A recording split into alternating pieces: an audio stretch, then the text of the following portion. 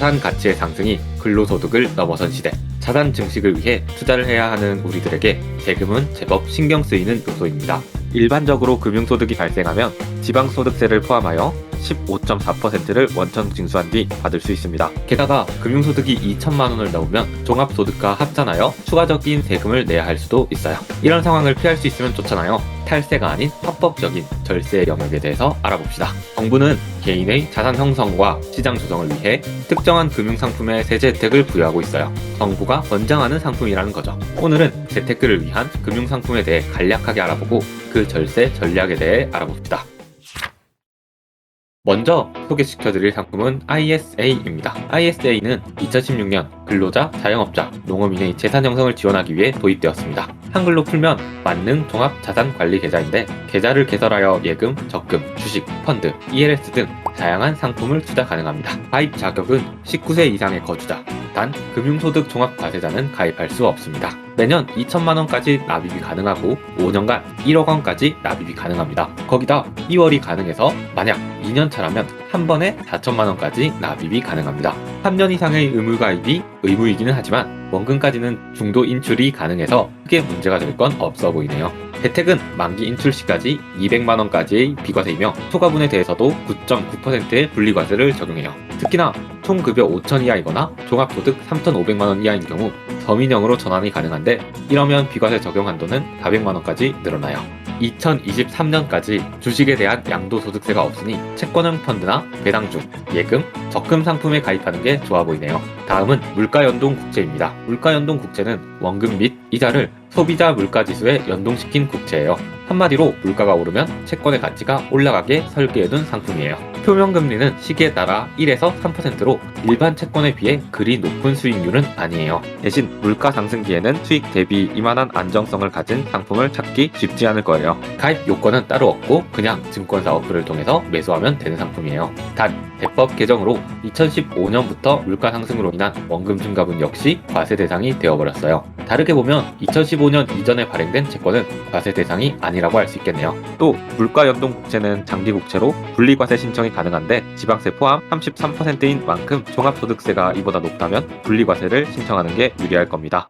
과세를 아예 안 하는 채권도 있는데 한때는 유행했던 브라질 국채예요. 한국과 브라질은 조세 조약을 맺음으로 국채와 같은 상품은 발행 국가에서만 과세할 수가 있는데 브라질은 현재 외국인 투자 활성화를 위해 국채에 한해서 비과세 혜택을 주고 있습니다. 결국 세금 한 푼 안 내는 특이한 상품이 된 거죠. 하지만 원화가 아닌 해알화로 투자해야 되는 환 리스크가 있어 투자 자체는 주의를 해야 해요. 실제로 채권 금리는 10%에 육박하지만 환율이 급락하면서 손해를 보는 경우가 있어 상당히 유의해야 합니다. 최근에는 손해를 본 경우가 더 많다고 하네요.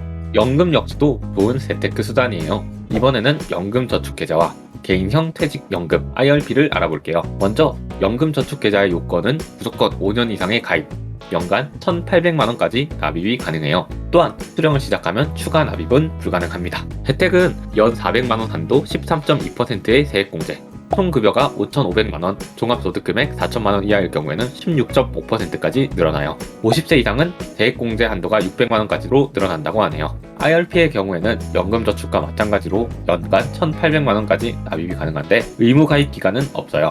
하지만 중도 인출이 힘들고 자산운용, 관리 수수료가 나오기도 한다는군요. 세액공제는 연금저축계좌를 합산해 700만원까지, 공제율은 역시 소득에 따라 13.2에서 16.5%라고 합니다. 연금은 자산의 규모나 개인의 현금 흐름에 맞는 전략이 필요해요. 특히나 연금저축계좌와 IRP가 투자할 수 있는 상품이 조금씩 달라 자신에게 맞는 자산 분산이 필요해 보입니다. 코스닥 벤처펀드라는 것도 있어요. 펀드 재산의 50%를 벤처기업 아니면 벤처기업 해제 후 7년 이내 기업에 투자하는 펀드입니다. 특히나 최근에 핫한 코스닥 상장에 있어 추가 배정을 해줘 높은 수익을 보이는 펀드입니다. 코스닥 벤처펀드는 거주자이며 의무가입 3년 그리고 3천만원까지 소득공제 신청이 가능한데 신청한 금액의 10%까지 소득공제가 가능합니다.